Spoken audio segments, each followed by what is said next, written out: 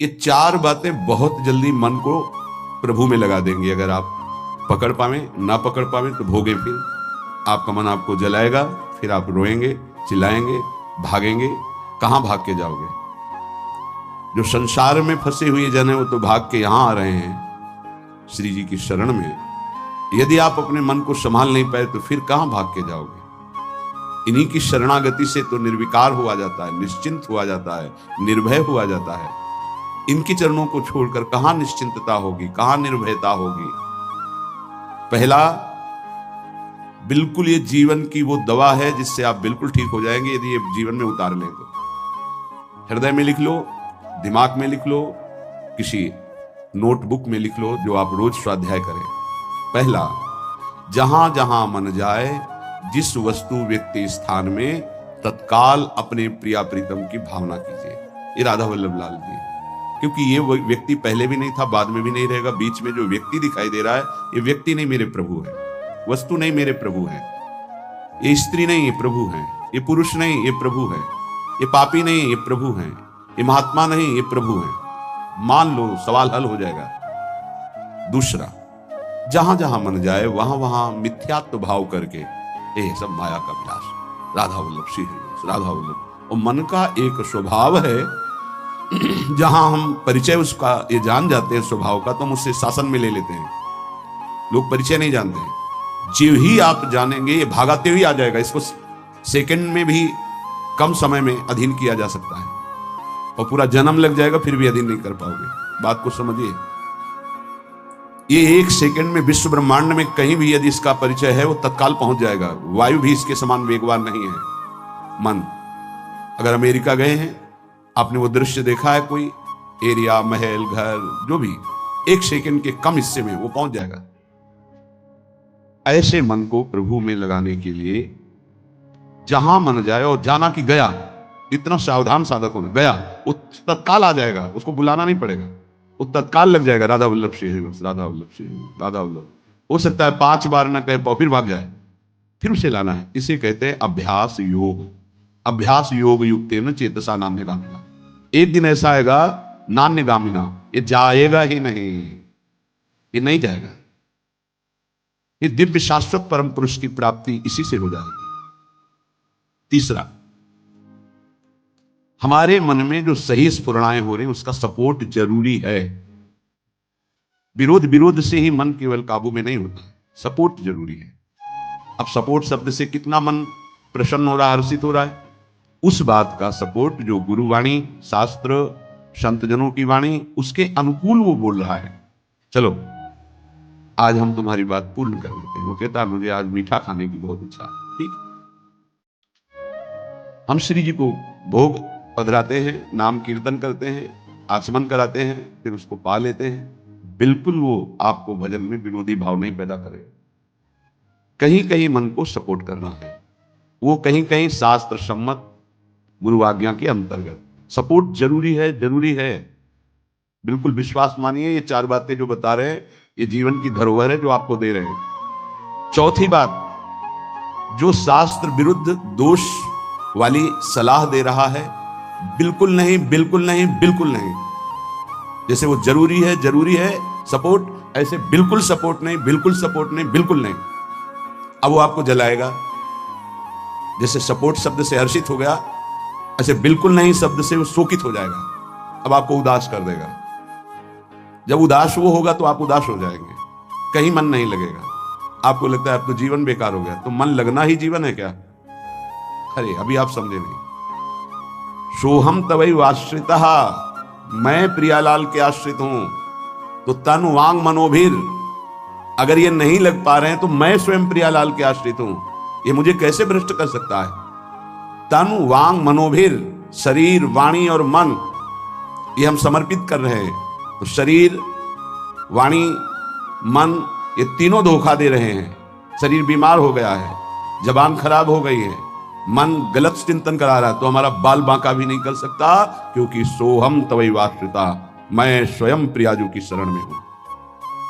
उपासक, ये 4 बातें नोट कर ले, बहुत ये जीवन के लिए अत्यंत लाभदायक है। जब आप आपका मन आपको परास्त कर रहा है, जला रहा है, वो जलन सिर्फ मन को प्राप्त हो रही, आपको नहीं। आप बिल्कुल दूर हैं, आप दृष्टा हैं, आप साक्षी हैं उसके, आप स्वामी हैं उसके। यदि आप स्वीकृति नहीं देंगे तो आपसे पापाचरण नहीं करा पाएगा। आपको डरना नहीं कि अब मन में काम आ गया, क्रोध आ गया, अब तो मेरी दुर्गति हो जाएगी, बिल्कुल नहीं। देखो देखो जरा इस पर विचार करो, क्या शरीर को त्याग देने से परम पद मिल जाएगा? दुखों की निवृत्ति हो जाएगी? क्या निर्विकारता आ जाएगी? नहीं। ऐसे शरीर को नष्ट करने वाले को प्रेत योनि मिलती है। प्रेत योनि महाभयानक कष्टदायी, जिसमें वो दरिया के समीप रहते हुए बूंद पानी नहीं पी सकता, केवल वायु भक्षण करके वो जलता रहता है। कितने समय तक इसकी कोई सीमा नहीं है, युग युग बीत सकते हैं। ये मन जिसको तुमने अपना माना, कितनी दुर्गति का रास्ता चयन करा दिया। उपासक मस्ती सीखे। अरे चाहे गृहस्थ हो या विरक्त हो, भगवद आश्रित मस्त रहना सीखो। सदा रहो अलमस्त, नाम की धुन में हो जा मत वाला। निरंतर नाम, क्या फर्क पड़ता है मन सही है या गलत, क्या फर्क पड़ता है? क्यों? क्योंकि मैं स्वयं प्रभु के आश्रित हूं, मैं सच्चिदानंद का सच्चिदानंद अंश हूं। ना मैं कभी दूषित था, न दूषित हूं, न दूषित रहूंगा, और ना सृष्टि में किसी की सामर्थ्य है कि मुझे दूषित कर सके। इंद्रियां दूषित हो सकती हैं, मन दूषित हो सकता है, क्रिया दूषित हो सकती है। अब हम प्रभु के बल से इन इंद्रिय, मन और शरीर के दोषों का नाश करूंगा, ना कि इनके अनुसार चलूंगा। ये उपासक का स्वरूप है। व्यथा इंद्रिय प्रमथन स्वभाव वाली, मनुष्य प्रमथन स्वभाव वाला, इनके मथित होने पर, मनमथ नाम है काम का, वो इनमें बैठ करके ऐसा प्रमथन करता है, ऐसी व्यथा उत्पन्न करता है कि साधक का तदात्म भाव होने के कारण वो असहनीय हो जाता है और वो गलत संकल्प और चेष्टा में उतर जाता है। इसी को सह गया सो महापुरुष। यम ही न व्यथयन्ते ते पुरुषम पुरुषर्षभ।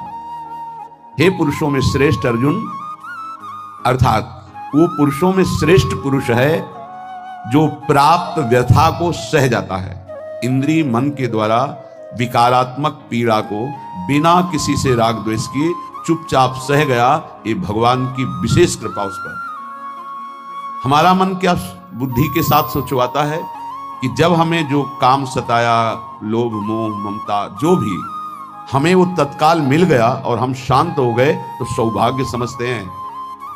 दुर्भाग्य है उस उपासक का जो चाहे और उसको प्राप्त हो जाए, दुर्भाग्य है उसका।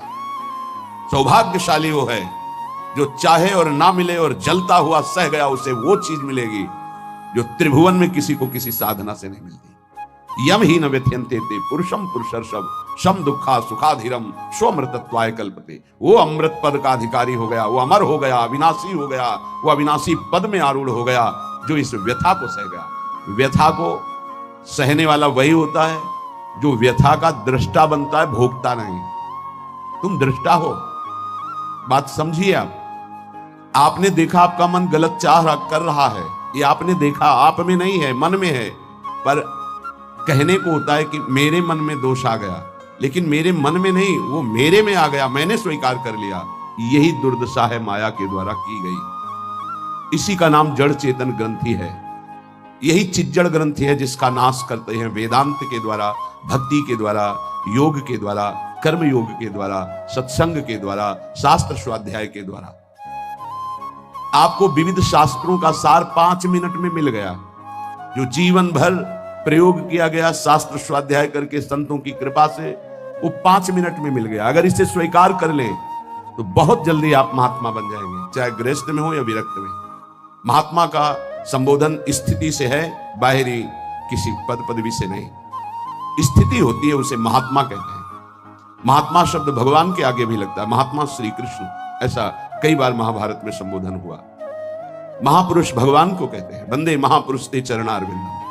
जो भगवान में तन्मय हो गया वो महात्मा, जो भगवान में भगवत भाव को प्राप्त कर लिया वो महापुरुष, अर्थात भगवान और भगवान के जनों में अभेद स्थिति हो जाती है। अगर ये आज जो चर्चा हो रही इसको आप अपने जीवन में नहीं धारण कर पा रहे तो दुर्भाग्य है, जलोगे, रोगे। परेशान कर देगा तुम्हें मन। इसको बहुत बार सुनना। एक एक शब्द ये अमृत है, ये जीवन का सार हम आपको बता रहे हैं। मन से लड़ने की ये युक्तियां हैं जिससे साधु अपने मन को भगवान में लगाकर शांत करता है।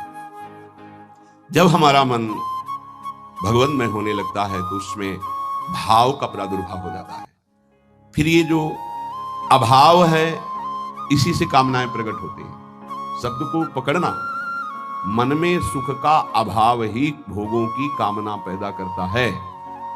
मन में भगवत भाव ही निर्विकारता की स्थिति प्रदान करता है। जब आप इन 4 सूत्रों का प्रयोग करके मन को भाव में ले आएंगे तो यही मन जो आपको रुलाता है यही नचा देगा। पायो जी पायो मैंने राम रतन धन पायो, नाच पड़ोगे कि वस्तु अमोलक दी मेरे सतगुरु, निष्दिन बढ़त सवायो, रात दिन आनंद बढ़ रहा है, सदगुरु ने निहाल कर दिया। किसी को ऐसा लगता हो कि हाथ रखने से ये विकार नष्ट हो जाते हैं, आज तक हमने कहीं शास्त्र में नहीं पाया ऐसा, कई संतों से ऐसा नहीं पाया। सबने उपदेश दे करके, कृपा शक्ति दे करके साधन में लगाया और उसको परिपक्व किया, उपासक को बलवान बनाया। अगर ये आशीर्वाद से होता तो उपदेश ना देकर सबके हाथ माथे पे रख देते, भगवान सबका मंगल करें, सब निर्विकार हो जाएं। कभी ऐसा नहीं हुआ है, ना ऐसा हो सकता है। हम जब संतों के वचन पर श्रद्धा करते हैं और उसको स्वीकार करके आचरण में लाते हैं तो वही आशीर्वाद हो गया कि हमारा पुरुषार्थ सार्थक हो गया। हमारा प्रयत्न गुरुदेव के वचनों के अनुसार, प्रयत्न की शक्ति गुरु कृपा, तो आगे जो भक्ति का रंग वो गुरु कृपा, मोक्ष जो वो गुरु कृपा, भगवत साक्षात्कार गुरु कृपा, पर उसमें हमारी पूरी शक्ति उनकी आज्ञा पालन में लगी है। इसीलिए प्रधान कृपा हमारी हुई। हम प्रधान कृपा अपने ऊपर नहीं करते और तो सहायक कृपा सब है। भगवान की कृपा, मानव देह मिला, सत्संग मिल रहा है। गुरु की कृपा, स्वीकार किया, मंत्र दिया, नाम दिया, उपदेश कर रहे हैं। शास्त्र कृपा, हमें सुलभ मार्ग, भगवत मार्ग, उससे नाना प्रकार के बचाव पक्ष की बातें, उसमें आसक्त होने की बातें दोनों बताई गई। परमार्थ में कैसे आसक्त हुआ जाता है, परमार्थ में कैसे बचा जाता है, शास्त्र कृपा भी है। अपनी कृपा हम नहीं कर पा रहे। अपनी कृपा, अब हमको इस संसार समुद्र से मुक्त होना है, डूबना नहीं, इसमें पार जाना है। अब मुझे वही करना है जो मेरे गुरुदेव कहते हैं, शास्त्र कहता है। अब इसके विपरीत नहीं, ये अपने ऊपर कृपा हो गई।